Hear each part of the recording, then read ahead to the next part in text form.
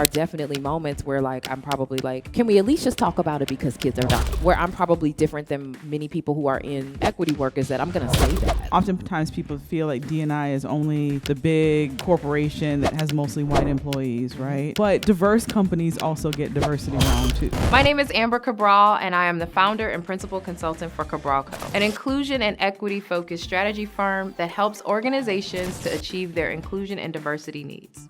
What's really important is being careful about right and wrong when it comes to equity, and more so get clear about like what is the actual goal. There has to always be this awareness that like you have room to do better, a willingness to lean into what doing better looks like. What tools can you share? What framework, anything around that helps them to open up to having tough conversations? I think the first thing people need to keep in mind is that all right, today I'm joined by Amber Cabral, author, entrepreneur, and founder of Cabral Co. Today we share and have a really amazing conversation, not just around like D&I, but can companies actually get it right? Who is touching the hem of getting it right?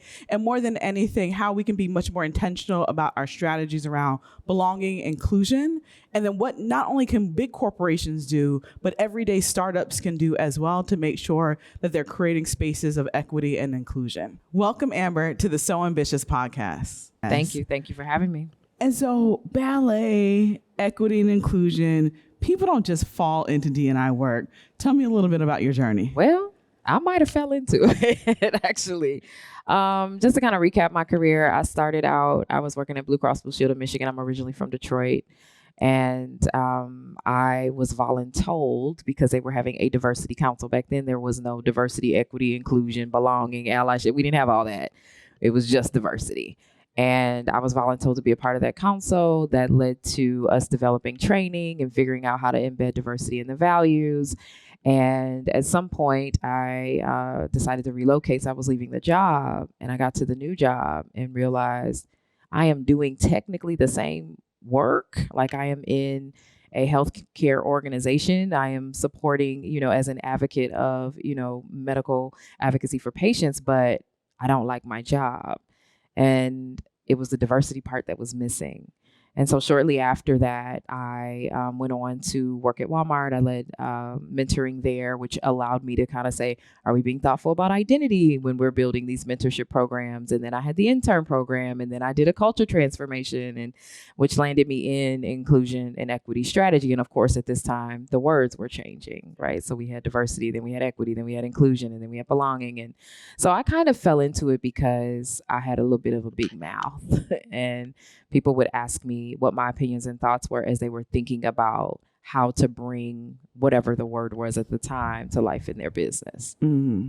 Tell me a little bit more about like your time at Walmart, where they may not necessarily have like a diversity problem, but they definitely have an equity problem from like a community standpoint, and then like internally, whether it was in like wage issue, like so many different things. How did you do that work? How did you shape like that pathway moving forward with them? Yeah. So the thing about my work at Walmart is that because equity was important to me all the time, even when I joined the organization, while I wasn't in the DEI department, it was something I always made sure showed up in my work. And so I probably got the attention of my leaders because my questions were always, okay, if we're going to have a mentoring program, and my responsibility is to make sure that mentoring touches all 2.2 million associates globally. Are we thoughtful about what the barriers are? Some of them being identity elements, whether that's, Black or brown people not having access to mentorship, whether that's a language barrier, whether it's physical location, because Walmart is all the way around the globe. How are we making sure that that's happening? That approach led me to kind of, and for those folks who've worked in organizations before, end up with more work. And so it was like, oh, well, you're good at this over here. Let's give you interns, where we know we are struggling with, our corporate intern program being very white, not necessarily representative from a diverse standpoint, even from like the schools that we're getting talent from. How do we shift that? And so then that kind of became a part of what I was doing for that area. And ultimately the organization decided we want to do a culture transformation. We want to change the way we show up and actually talk about some of the things that we do in the community. So it isn't other people necessarily telling the story. That's one thing about Walmart that they're very passionate about is we want to make sure that we're telling our story and we're telling it well. So yes, you can probably remember seeing all the trucks lined up going in, after Katrina, but also like, are we making sure that people are getting the backstory behind that and the impacts behind that and how that also shapes how we do business? And so I kind of was a part of a team that worked on shifting that. And then that ended up in my wheelhouse. And so I had, and essentially it was just, I've done enough at this point and said enough at this point that worked, that people were like, okay, let's try to see if you can support in this way. Nice. And so that's how I ended up kind of having responsibility there. Okay. Does the work around that you do around D&I and even leading your company, does it get heavy for you? Occasionally, probably less so than it does for other people because I exercise the tools. But it does. I mean, absolutely. I think that, even given in the present moment right now, we're dealing with a conflict in the Middle East that is a bit difficult for people to understand, let alone talk about. Right. So when you think about all of that, then it's like, yeah, there are definitely moments where like, I'm probably like, can we at least just talk about it because kids are dying, And where I'm probably different than many people who are in, equity work is that I'm going to say that, like, I'm going to I can appreciate that you've got your goals and your objectives and you want to do this thing and we've got to put out this report and all of that is really lovely. But like, how is it coming to life here? And can you talk about that? And by the way, your people are upset. So are you thoughtful about the way people are experiencing it? So when I feel heavy, what that usually is an indicator for me of is that my clients probably feel heavy and I've at least got the tools to navigate it, but do they have the tools? And so I can try my best to show up and support in ways that are going to help them navigate things like the tough conversations we're having today. Talk to us a little bit more about like, how do you have tough conversations, period, right? Because I think when we're talking about entrepreneurs, as they ascend to new levels with growing their business, new levels of leadership, even new levels within their personal lives that bleed into their work lives, what tools can you share? What framework, methodology, anything around that helps them to open up to having tough conversations? I think the first thing people need to keep in mind is that a tough conversation doesn't mean it's not a conversation you should have. So sometimes a tough conversation is an indication that you absolutely need to have said conversation. So the first thing I think you have to do is kind of get clear on the fact that there is going to be some discomfort. And you can manage through that. Sometimes it's as simple as querying, like, why am I uncomfortable? Oh, wait, I'm just jealous or I'm nervous or whatever, right? So kind of addressing that, have the expectation of discomfort is the first thing. The second thing is, get really clear about what you want out of the discussion. Very often, particularly when we're talking about emotional topics that come up when we're talking about equity, what makes it hard to talk about is that people are passionate. And like, while I need your passion, sometimes I also really need to know what you want. Yeah. And for a lot of us, when we're working in organizations that we're not well represented in, people don't know what we want. They don't know what we're trying. What does it look like if we do it right? And so I always encourage people to kind of get clear about what is it that you're hoping that you can communicate. Once you get clear on that, then comes the part that, you actually take the action on. Let me go ahead and say something. Starting a tough conversation very often is made easier by asking a question. That question could be something like, hey, are you open to another perspective? Or I have an idea I'd like to share, but I'm not sure that it will be well received. Are you willing to still listen? So like having a tactic in your pocket that works. My book is called Say More About That because I use that all the time. When someone says something and I'm like, I don't know if I agree with that. My instinct is, can you say more about that? Which creates an opportunity for a discussion. So I think if you just kind of find like some tactics, then that usually will help you get to the place where you can have the tough talks. But it starts, all of equity work, period. Even the big hairy stuff that we deal with in terms of like systemic oppression starts with individuals. So if we as individuals can start to take some of these actions and role model for our colleagues, our friends, our children, our leaders, what it looks like to go ahead and step into a space and have the meaningful discussion, it slowly will make its way into the ecosystem and we can start to have the discussions that change the legislation and the way communities work and all of those things. And so I kind of try to make sure I give people things they can individually use to be impactful. Nice. I love that. You've worked for some Fortune 500 companies, executives, worked with senior leaders at multi-billion-dollar corporations as well. What are these companies getting wrong? And is there one or two that are getting it right in your book? So I'm going to say getting it right is subjective. So let me just kind of to bottle that up. Who's touching the hem of getting it right? Yeah, I mean, it depends on what getting it right looks like. I think Ben & Jerry's does a really good job of getting it right from a consumer perspective. But there are things that are going on in the organization that may not necessarily indicate getting it right. And so I think what's really important is being careful about right and wrong when it comes to equity, and more so get clear about like, what is the actual goal? Like, what are we, when we say we want to be an equitable organization, do you know what that means? Because we throw the word around a lot. And so I think in general, what people are getting wrong is getting the idea that inclusion, equity, diversity, these are things you can become. And there is no goal. It's an ongoing race. So, what's going to happen is right now we're doing really well at, I don't know, gender parity. Oh my gosh, it's 2023, gender's evolving. Wait, can we still say gender parity? Because now there's more than two. But wait, how many are there? Oh, we don't know. Okay, now how do we have the discussion about how to be equitable to people now? Because I'm concerned that perhaps using gender, you'll never get there. Yeah. In 5 years, there's going to be another element of identity that we did not consider that is going to be something that people are like, hey, I think I'm comfortable enough now to tell you I have this unique thing about me that I'd like people to be thoughtful about.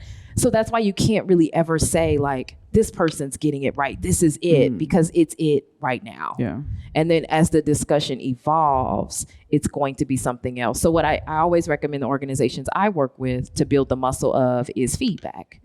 Are you creating an organization where people can say, hey, this isn't working well for me and I'd like to tell you why, and that you can receive that without having to decide to retaliate? And also, are you building an organization where you're teaching people how to receive it when you've got to give them some feedback? Wow. That loop is what gets us to the place where we can start to have organizations that feel and work the way that we want them to. Nice.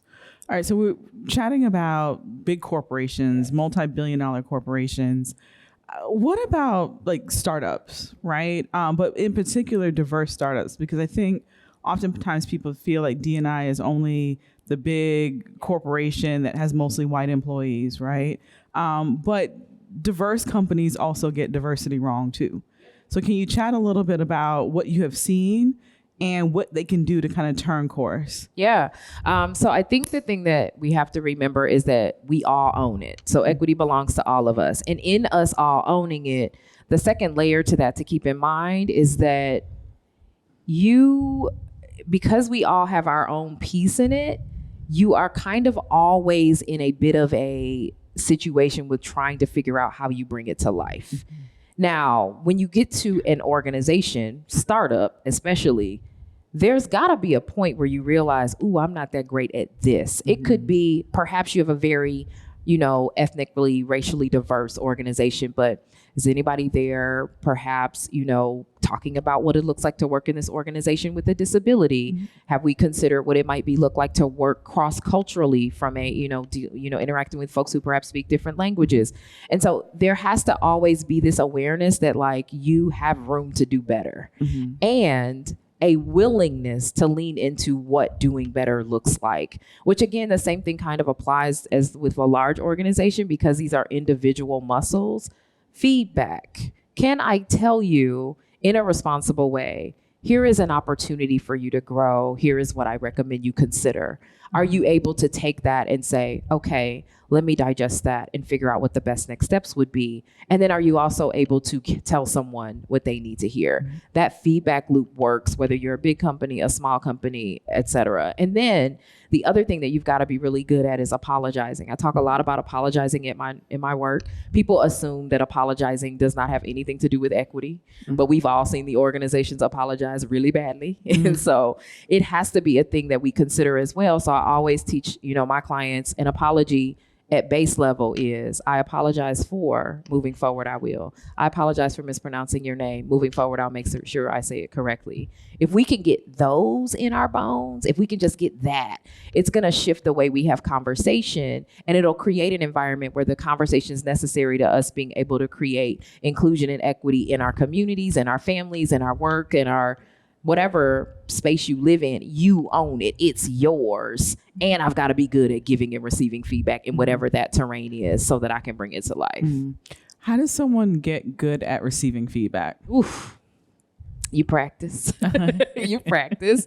I also think that you have to know how to push back when you need to. So for receiving feedback, I speak for a living. I talk to all kinds of folks, and what happens to me very often is I get off stage and people will go, "Oh my gosh, that was so great. I wish you had talked about." And I'm like, I can't take the feedback right now. Like, I get off stage and my first thought is, "Oh my gosh, why didn't I cover? Why didn't I say that? I meant to," I have that moment. So I'm beating myself up in this moment. So I can't right then take someone else's feedback. So I have a habit of saying, "I really appreciate that you want to give me this feedback and it's super important to me. Can you give me about 15 minutes so we can talk about it?" You can do that in your regular life. That makes it a lot easier for you to take the feedback when you're ready, because sometimes what happens with feedback is we get it and we're just like caught off guard. So you can set that kind of mechanism up, and it works the other way too when you're giving. So when I have feedback to give, I'm in a new relationship, so new-ish. One of the things I often do is I have to give him feedback, right? And so what I like to do is say, is it a good time for me to give you some feedback? Because if you've just had a really crappy day, or you've been on the road for 5 hours, or you haven't eaten yet, it's probably not a good time. So I try to make sure I create the invitation for him to say, "No, it's not a good time. Can we talk about it tomorrow?" And I get good with being able to set that aside. Other than that, it's just like the practice of getting it, feeling really icky and working through it. But you do get a say on when works for you, because we're not always at our best. And we want to make sure when we're getting feedback, we're in the best position to be able to hear it. Don't miss your chance to win $1 million. Applications for the 2024 Black Ambition Prize competition are now open. Are you building a high-growth business in tech, healthcare, AI, media entertainment, or consumer goods and services? If so, we'd like to help you scale. Apply for a chance to win capital, coaching, and access to an amazing community of diverse innovators at blackambitionprize.com. No, I love that. So when? Yes. Like, when do you need it? Or do you need some time before you are able to receive it? Yes. Almost kind of like softening the blow a little bit, Yeah. or not really? Or making it so that the blow comes at a time when you're able to withstand it. Yeah. Okay. And then how, right? So like, how do you like to receive the feedback is also really important. I remember, I don't remember if it was Martha Beck or Brene Brown also talked about like when people play multiple roles in your life, and asking them, hey, do you want this feedback as like your wife or your business partner? Right. Or like your mother or like your friend, if someone's in multiple, because it's going to come differently depending on how you need to receive it in that moment and who you need that person to embody in whatever they lived experience they are for you in your life. Right? I think that's so important to think about in every circumstance is like, hey, and sometimes we do that even in conversation where it'll be, hey, I'm saying this to you as your friend, or hey, I'm telling you this as a fellow entrepreneur. I think you need to keep X in mind. So I think that works well when giving feedback as well. And then of course you want to think about like the environment. Like you don't want to give like really, harsh criticism in front of others. You want to be really thoughtful and tactful about, who might be able to hear, who's a part of the conversation, like things like that. I think most of us, by the time we get to the point where we're entrepreneurs and, have had a little bit of a career, we know, but like, it's that getting clear that you also get a say in the experience of the feedback that I think we struggle with. Yeah, I've in the past with employees, I've just been like, do you want feedback or criticism as a mentor or as your boss? Because like those are two completely different lanes of feedback that you would receive, right? One may be a little bit more motherly in nature, nurturing, and the other is like, this is about the work as opposed to you as a person. And which one do you want, right? And giving someone permission to tell you, well, I want one or the other. That's really amazing. Talk to us a little bit more about like your books, right? And so, and more so like the book writing process, because I think a lot of entrepreneurs have either written them or in consideration of writing them, and how it has shaped or influenced your work. And so start with Allies and Advocates, because that was the first one, correct? My first book was Allies and Advocates. First of all, I think I did everything wrong with Allies and Advocates. Why do you say that? I did everything wrong from the standpoint of I wanted to write a book, but I had never done any like research. Like I didn't know what to think about. I hadn't thought about getting a literary agent. It just kind of unfolded. And so I signed my book contract. I committed to get my book turned in 45 days, which is absolutely ludicrous. Don't do that, please. And I actually ended up writing the book in 13 days, like over that 45-day window, which was also not a thing you should do. So I think for me, I didn't probably get a sense of what a writing process looked like until I got to the second book. And there's a couple really key things I recommend for people who are starting. Number one, big chunks of time. You think you can sit down and do something in an hour or two? You cannot. By the time you sit down and your brain starts the juices to flow in, you're like, oh, I got to go to my next task, and you'll lose it.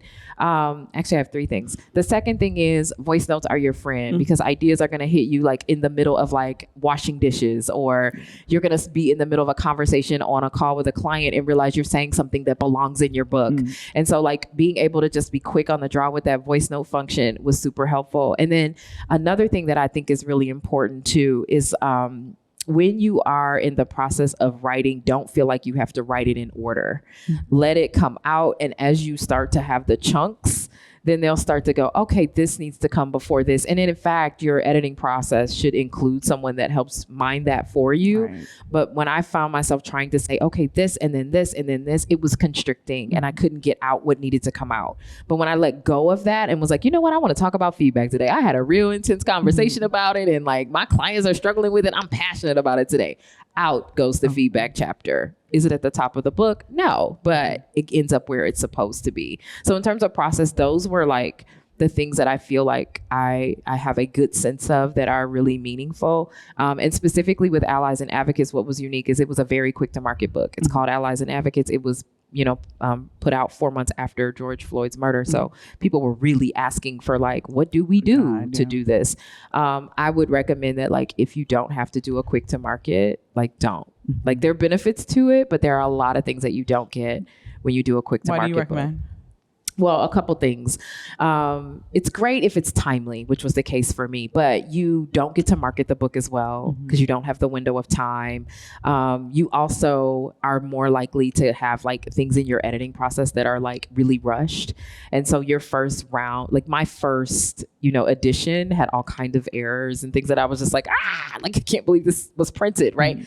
But they're quick to market for a reason. And I'll say this, like people have grace for that. Like no one ever came to me and was like, hey, on page 44 of your book, so that's thankfully not a thing. But the other side of that was that I didn't feel like I got the opportunity to participate in some of the build-up activities that you really want to participate in when you have a book coming out. Mostly the marketing stuff, the getting your friends on board, the being able to send out the promotional boxes to people, the being able to connect with people who may have interest and perhaps even get them to write a recommendation for your book. When you're quick to market like that, it's hard to do all that. When you take your time, then it's a lot better because you can kind of plan some of those things out, which for my second book I was able to do. Okay. So is there a third book in the works around the exact work or no? It's not necessarily around the exact work. So I think I haven't said this to anybody, but my third book I think is going to be connected to my podcast. So my podcast is called Guilty Privilege. I like to help people see what their privileges are. I think it's critical for people to understand privilege to be able to show up as an ally. It's critical for me to be able to understand my privilege, to be able to show up as an ally. And so because I am working through that and I see all the bumpiness with it and the podcast is giving me a lot of opportunity to have conversations around it, I think the next book is going to be called Guilty Privilege. Nice. Talk to us a little bit more around, so you have like a few kind of storytelling vehicles, engines that support your work. Talk to us about like the importance of that and or what that journey has been like for you. Yeah, I think storytelling has probably been a thing that I've leaned into mostly because I've worked for organizations that really cared about that. I've always wanted to be a writer, and so I have written, but storytelling wasn't necessarily my thought until I got into a position where I was at a company where for them to even give you dollars for your budget, they were like, well, what's the story? So what are we going to do for this thing? Why is this important? And so I had to get good at it from that standpoint. And I think that's just kind of made its way into the way I show up in the work I do. So Brown Girls has to have a story and people have to understand the reason we're supporting brown girls versus say maybe brown boys or, other identities. Right. And so the storytelling has made its way into, so I am intentional about making sure that people have places they can find me speaking. So that could be the podcast, or interviewing people, which also can be the podcast, or having books where people can go back and reference things that I've shared, because I'm also a teacher by nature. Yeah. So I'm teaching people, like, this is how you speak up. This is how you push back. This is how you challenge. These are the words you use. These are the actual scripts. And so a book is perfect for that, right? But then we also have social media. So you've got to be thoughtful about the connectivity there. When I think about it in a holistic sense, like, the answer to your question is really, I'm a teacher and everybody learns differently. Mm-hmm. So I'm going to put it out there in the way that everybody who needs it can get it. If I'm thinking about it from an equity standpoint, that's got to be my mindset. But I guess the other side of it is just having awareness that, like, you know, resources and availability are going to be varied depending on, you know, what the circumstance is. And I want to make sure that, because I'm talking about equity, I do it in a way that's accessible.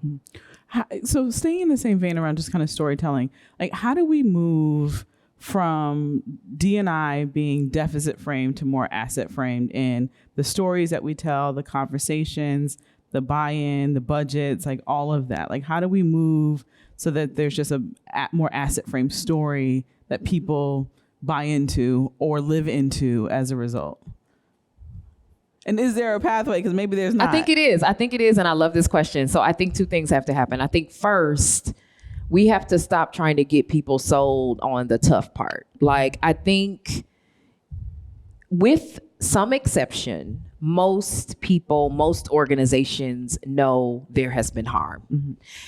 Now, how they talk about the harm, how it's framed, what they may think about it individually, whole lot of variance there, but we can at least get a baseline that there's been some harm. And this can be across many identities, right?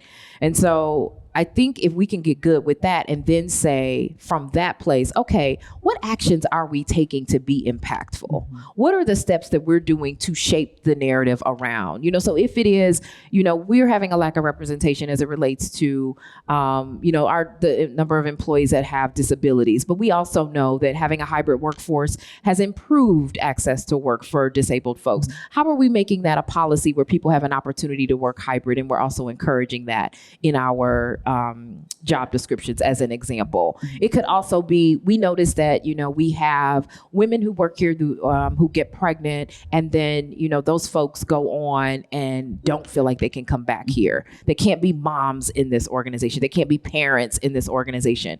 Okay, what does our parental leave policy look like? Are we thoughtful about on campus for people who are breastfeeding? Do they have space for that? So, like, it's not just the story that you're telling, like, out in the world. It's the story that you're role modeling and telling inside with your employees. And that's whether you're a big or a small organization. Yeah. Are you doing the things necessary to make sure that the dialogue that is being spread about you supports the narrative that you are putting out, and that there's a bit of, like, symbiosis there? There's some, okay, I want to make sure that I'm activating the thing that I say that I'm about with my actions. And sometimes it's the thing that seems like it's not even connected. Oh, there's a mother's room, or a, you know, access to, you know, hybrid work, or which in some ways may not feel like it's an equity matter, but it is. It is how it actually happens. And so I think it's that. I think that's how you create a space where people are going to have the opportunity to believe the story, which is how the story spreads. Right. And so I think it's having an investment in not just, this is the story we're telling and who we are and how we are. It's how are we activating that? And that's where you get away from the deficit of, oh my gosh, it was so hard and these horrible things happened. And do you understand the implications of? No, but I do understand the reparation of. I do understand the way we're shaping our stories to role model the impact we want to make in these spaces and communities. Nice. So my last question for you, right? I have been talking about and asking this question, who are you uninterrupted, since I heard it on Lovecraft Country 3 years ago. And we know that racism, sexism, bias, red line are all massive interruptions for all of us, but specifically people of dope color, right? Who were you, Amber, uninterrupted? Like, if none of that stood in the way, who would you be? What would you do? What would you build? Wow, that's a good question. I probably would still be me. Like, if I'm honest, I would curse a lot more. Hey. Like, and I do when I'm with my friend circle, I would probably curse a lot more. I'm a pretty passionate, big personality. it's very easy for me to toggle in and out of that space. Uninterrupted for me wouldn't necessarily be a big difference in probably the way I communicate and what messages I deliver. Uninterrupted for me would just be a lot more passionate. Yeah. And I scare people with that. So I tend to, okay, let me dial it down a little bit because people get scared. But other than that, like I work really hard to live a very authentic, full, effective, passionate, communicative life. Nice. And so I am going to bring that into the spaces that I show up in, because I don't think people get the permission that they need to be able to lean into equity and the conversations around it unless they start seeing it. We have that moment, right? The whole if I can't see it, I can't be it moment. And so I try to, in the way that I may be responsible for, make sure that I am being it. Nice. Yeah. I love it. You're like, me uninterrupted is me today. Right. Today. Just maybe with a little less cuss words. Well, it sounded like you said more cuss words and more passion with the cuss. No, yeah. More passion with the cuss word. But right now I'm simmering. So Amber, can you tell us where people can find you and learn more about your work? Yes, I'm most active in a personal way on Instagram. So I enjoy Instagram. I'm at Bam Cabral. My nickname is Bam, BAMCABRAL, Bam Cabral on Instagram.